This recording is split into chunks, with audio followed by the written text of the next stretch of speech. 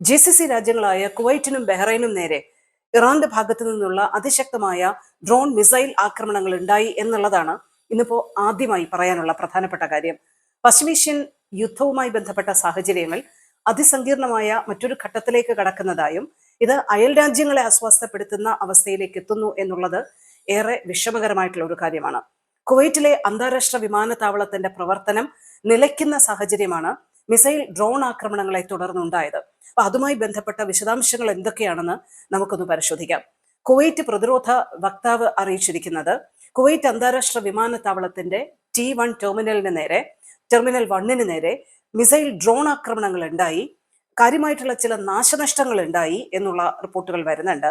നിരവധി പേർക്ക് പരിക്കേറ്റിട്ടുണ്ട് എന്നുള്ള റിപ്പോർട്ടുകൾ വരുന്നുണ്ട്. പരിക്കേറ്റവർക്ക് അടിയന്തരമായ വൈദ്യസഹായം അടക്കമുള്ള കാര്യങ്ങൾ നൽകിയിട്ടുണ്ട്. ഇതുമായി ബന്ധപ്പെട്ട കൂടുതൽ കാര്യങ്ങൾ പരിശോധിക്കുകയാണ്. വ്യോമാക്രമണം അതിശക്തമായി കുവൈറ്റ് ചെറുക്കുന്ന സാഹചര്യവും അതോടൊപ്പം തന്നെ ഉണ്ടായിട്ടുണ്ട്. മിസൈൽ ഡ്രോൺ ആക്രമണങ്ങളെ കുവൈറ്റിന്റെ പ്രതിരോധ സംവിധാനം കൃത്യമായി ചെറുക്കുന്ന സംവിധാനങ്ങളും ഒരു വശത്തുകൂടി നടക്കുന്നുണ്ട്. അധികൃതർ അറിയിക്കുന്നതനുസരിച്ച് കുവൈറ്റ് അന്താരാഷ്ട്ര വിമാനത്താവളത്തിലെ 1-ാം ടെർമിനലിന് കേടുപാടുകൾ സംഭവിച്ചു, ആളപായം ഉണ്ടായി എന്നുള്ള കാര്യം പറയുന്നു. ഇതേ തുടർന്ന് വിമാനത്താവളത്തിൽ അടിയന്തര പ്ലാൻ സജ്ജമാക്കിയതായി Kuwait public authority for civil ഏവിയേഷനാണ് അറിയിച്ചിരിക്കുന്നത്. PACA വക്താവ് അബ്ദുള്ള അൽ രാജിഹിയാണ് ഇക്കാര്യം വ്യക്തമായി അറിയിച്ചിരിക്കുന്നത്.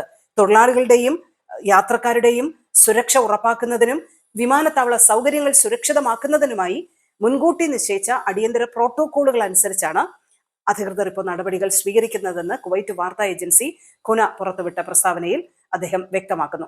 ഇപ്പോൾ കുവൈറ്റ് അന്താരാഷ്ട്ര വിമാനത്താവളത്തിൽ നിന്നുള്ള വിമാന സർവീസുകളെല്ലാം നിർത്തിവെച്ചിരിക്കുകയാണ്, താൽക്കാലികമായി നിർത്തിവെച്ചിരിക്കുന്നു എന്നാണ് അവർ അറിയിക്കുന്നത്.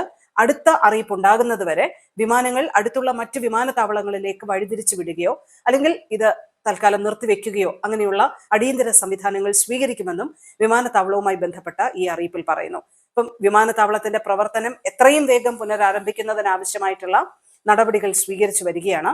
അറ്റകുറ്റപ്പണികൾ ആരംഭിക്കുന്നതിന് മുൻപായി നാശനഷ്ടങ്ങളുടെ വ്യാപ്തി അളക്കുന്ന സംവിധാനം ഇപ്പോൾ പുരോഗമിക്കുകയാണെന്നും ഇതുമായി ബന്ധപ്പെട്ട അറിയിപ്പിൽ പറയുന്നുണ്ട്. കുവൈറ്റിൽ മാത്രമല്ല ബഹ്റൈന് നേരെയും ഒരു ആക്രമണ ശ്രമം ഉണ്ടായിട്ടുണ്ട്.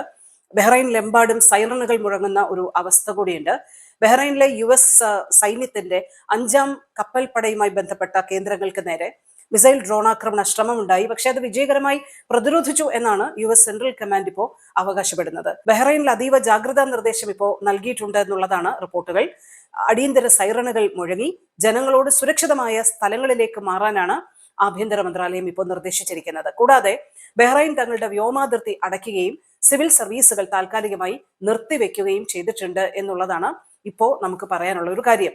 ഗൾഫിലുടനീളം ഇറാൻ നടത്തിയ മിസൈൽ ഡ്രോൺ ആക്രമണ ശ്രമങ്ങളെ വിജയകരമായി പ്രതിരോധിച്ചു എന്നാണ് അമേരിക്കൻ സേന ഇപ്പോൾ അവകാശപ്പെടുന്നത്. അയൽ രാജ്യങ്ങൾക്ക് നേരെ ഇറാൻ ആക്രമണങ്ങൾ നടത്തി, എന്നാൽ ഇത് കൃത്യമായി പ്രതിരോധിക്കാൻ US സൈന്യത്തിനും കഴിഞ്ഞു എന്നും ഇറാന്റെ ഖിഷം ദ്വീപിൽ സ്വയരക്ഷാർത്ഥം പ്രത്യാക്രമണം നടത്തിയതായും US സൈന്യത്തിന്റെ സ്റ്റേറ്റ്മെന്റിൽ പറയുന്നുണ്ട്. അയൽ രാജ്യങ്ങളെ ലക്ഷ്യമാക്കി ഇറാൻ തൊടുത്തുവിട്ട നിരവധി മിസൈലുകൾ ലക്ഷ്യസ്ഥാനത്ത് എത്തിയില്ല. കുവൈറ്റിലെ US സേനയെ ലക്ഷ്യമിട്ടെത്തിയ ഇറാന്റെ കൂടുതൽ ഡ്രോണുകളെ വെടിവെച്ചിടുന്ന നീക്കങ്ങൾ ഉണ്ടായെന്നും US സെൻട്രൽ കമാൻഡിന്റെ വിശദീകരണത്തിൽ ഇപ്പോൾ വ്യക്തമാക്കുന്നുണ്ട്. ബഹ്റൈനിലെ US സേനയുടെ കേന്ദ്രം ആക്രമിച്ചുവെന്നും മറ്റൊരു വ്യോമത്താവളം ആക്രമിച്ചു എന്ന തരത്തിലുള്ള ഇറാൻ നടത്തിയ അവകാശവാദങ്ങളെ അമേരിക്കൻ സേന പൂർണ്ണമായി തള്ളിക്കളയുന്ന സാഹചര്യങ്ങളും ഇപ്പോൾ വന്നിട്ടുണ്ട്. ഇതിനിടെ ഒമാൻ മാരിടൈം സുരക്ഷാ വിഭാഗം ഹോർമൂസ് കടലിടുക്കുമായി ബന്ധപ്പെട്ട് മറ്റൊരു മുന്നറിയിപ്പ് നൽകുന്നുണ്ട്. ഹോർമൂസ് കടലിടുക്കിലൂടെ ചില അപായകരമായിട്ടുള്ള വസ്തുക്കൾ ഒഴുകി നടക്കുന്നതായി ശ്രദ്ധയിൽപ്പെട്ടിട്ടുണ്ട്. ഇതൊരു പക്ഷേ മൈനുകളാവാം. അതുകൊണ്ട് തന്നെ കപ്പൽ യാത്ര നടത്തുന്ന ആളുകൾ പ്രത്യേക ജാഗ്രത പാലിക്കണം എന്നാണ് ഒമാൻ മാരിടൈം വിഭാഗം നൽകിയിരിക്കുന്ന മുന്നറിയിപ്പ്. എത്രയും പെട്ടെന്ന് ഹോർമൂസ് കടലിടുക്കുമായി ബന്ധപ്പെട്ട സംഘർഷ സാഹചര്യങ്ങൾ അവസാനിപ്പിക്കണമെന്നും കടലിടുക്ക് തുറന്നു കൊടുക്കണമെന്നും American state secretary Marco Rubio വീണ്ടും ഇറാനോട് അഭ്യർത്ഥന നടത്തിയിരിക്കുകയാണ്. അപ്പോൾ മൈനുകൾ നീക്കം ചെയ്യണമെങ്കിൽ അതിനുള്ള സഹായങ്ങൾ തങ്ങൾ നൽകാം എന്നും മാർക്കോ റൂബിയോ പറയുന്നു. ഇറാനെ സംബന്ധിച്ചിടത്തോളം അവരുടെ പുതിയ പരമോന്നത നേതാവ് മുജ്തബ ഖമനേയിക്ക് പരിക്കേറ്റതായിട്ടുള്ള റിപ്പോർട്ടുകൾ നേരത്തെയൊക്കെ വന്നിരുന്നല്ലോ. പക്ഷെ ഇപ്പോൾ അങ്ങനെയല്ല.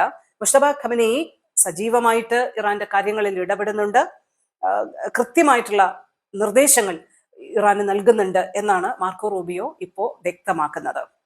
ഫെബ്രുവരി 28 തുടങ്ങിയ പശ്ചിമേഷ്യൻ സംഘർഷവുമായി ബന്ധപ്പെട്ട് ഏപ്രിൽ 8 ഒരു വെടിനിർത്തൽ പോലെയുള്ള ഒരു സംവിധാനം പ്രാബല്യത്തിൽ വന്നെങ്കിലും വീണ്ടും ഒരു വശത്തുകൂടി സംഘർഷം രൂക്ഷമാകുന്നതിന്റെ സൂചനകളാണ് നമുക്കിപ്പോൾ കാണാൻ കഴിയുന്നത്.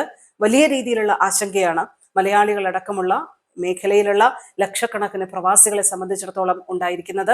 അയൽ രാജ്യങ്ങളിൽ പോലും കടന്നു കയറി ആക്രമണം നടത്തുന്ന രീതി അംഗീകരിക്കാൻ കഴിയില്ല എന്ന് GCC രാജ്യങ്ങൾ ഒന്നിച്ചു തന്നെ വ്യക്തമാക്കുന്നുണ്ട്. ഇന്ന് 2026 ജൂൺ 3-ാം തീയതി കുവൈറ്റിനും ബഹ്റൈനും ഒക്കെ നേരെ ഇറാന്റെ മിസൈൽ ആക്രമണങ്ങൾ ഉണ്ടാകുന്നു എന്നുള്ളതാണ് പശ്ചിമേഷ്യൻ സംഘർഷവുമായി ബന്ധപ്പെട്ട് നമുക്ക് അറിയിക്കാനുള്ള പ്രധാനപ്പെട്ട കാര്യം.